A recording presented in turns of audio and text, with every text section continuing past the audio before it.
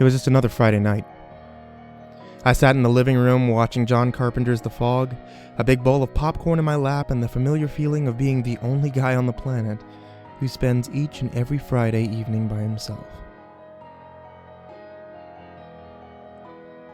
I wasn't the most popular guy.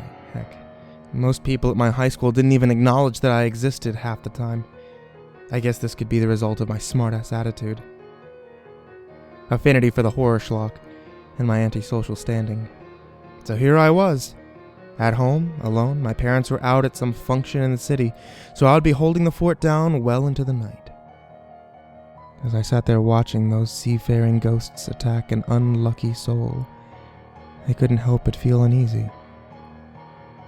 I turned my head to look at the clock. 8:30 p.m. I sighed and ate a handful of popcorn, watching another person run from another one of those creepy specters. Suddenly, I felt coldness to the air that made me shiver. At first, I thought maybe a rogue gust of wind had found its way inside through a crevice in the house, since I had everything locked up tight. But when I started to get colder, I stood up in alarm. I figured there was definitely an issue with the thermostat, so I quickly walked over to it across the room. I was shocked to find that the room temperature was normal, at about 65 degrees. I shook my head. It was working just fine, so what was the problem? I could feel the air inside the living room get colder and colder until I could see my breath. I trembled and crossed my arms, walked over to the couch. Just as I was about to sit down, I heard a knock at the front door.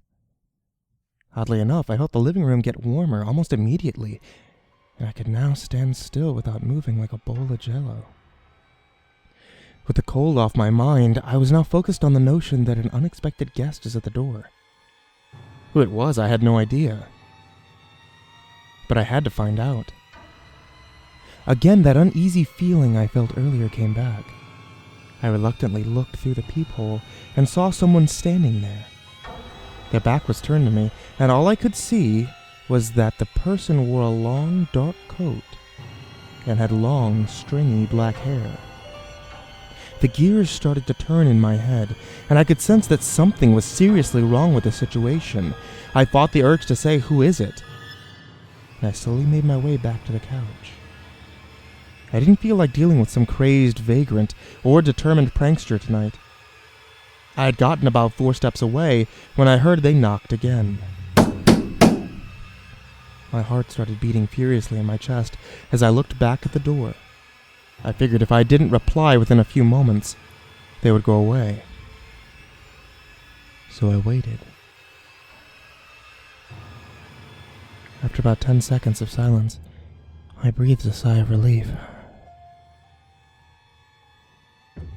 Then suddenly I heard a voice. And this voice sounded like nobody I knew. No human being's voice I've ever heard in my life. "Please let me in," the person said in that ghoulish voice. I could start to feel beads of sweat forming on my forehead, and my legs started to shake. I was afraid. Whatever was at my door wasn't right.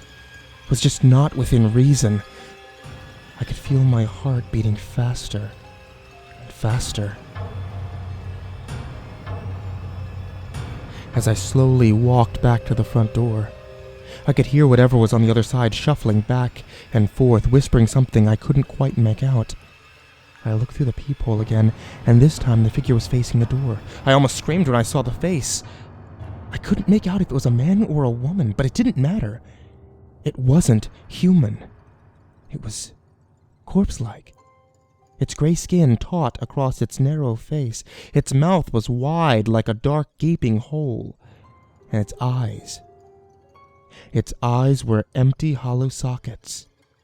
I almost collapsed looking at the thing, but I was frozen with fear that if I made any sound or movement, this thing would do something besides stand there motionless, watching the door intently. It felt like years were passing me by as I stared at this grotesque thing at my front door. Finally, I saw it slowly hover around and make its way down the porch steps. I watched it as it disappeared into the darkness, vanishing before my eyes. I closed my eyes and breathed. What the hell happened?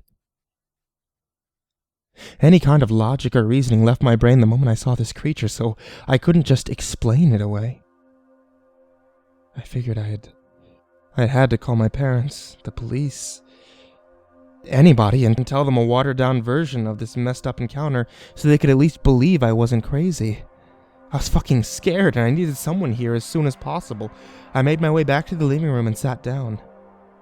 I glanced at my television.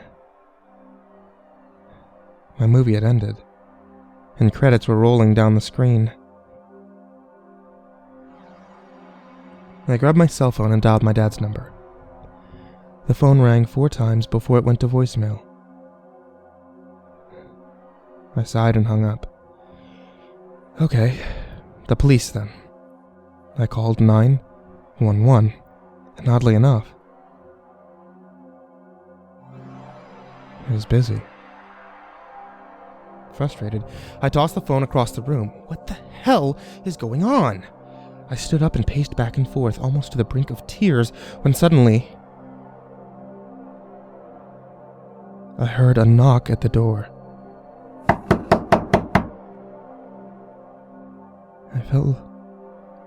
I felt like my heart dropped into my stomach. I was sweating with fear now as I cautiously approached the front door. I closed my eyes and waited. Waited for the thing to go away. I couldn't believe my ears when I heard the voice of a girl. Hello? Is anyone home? My hands on either side of the door, I looked through the peephole. Standing there was a young woman, with long, dark hair and bright blue eyes. My right hand trembled as I reached for the knob. Who is it? I asked reluctantly. The young girl smiled. My name is Samantha. I live down the street. I know your parents, and they told me to come over here and check up on you. I studied the young girl's face. She seemed worried. I could feel the fear lifting its grip on my body, and I sighed in relief. Okay, give me a second. I saw her nod. Okay, no problem. I slowly pulled the deadbolt to the side and unlocked the door. Opening it to a gust of cold air, I shivered a bit as I looked at Samantha. At least I could tell her my watered-down ghost story.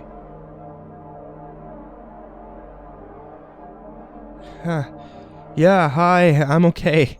I kind of had a scare a moment ago. Some creep came by and I had to call the police. I couldn't get through. A look of concern crossed her face. My God. Do you want me to come in and we can call together? I nodded, then opened the door wider. She smiled and stepped inside. Yeah, it was weird as hell. They knocked and asked me to come in. She watched me intently. Well, you don't have to worry about them anymore. I'm here now, and you can be at peace. Yeah, thanks.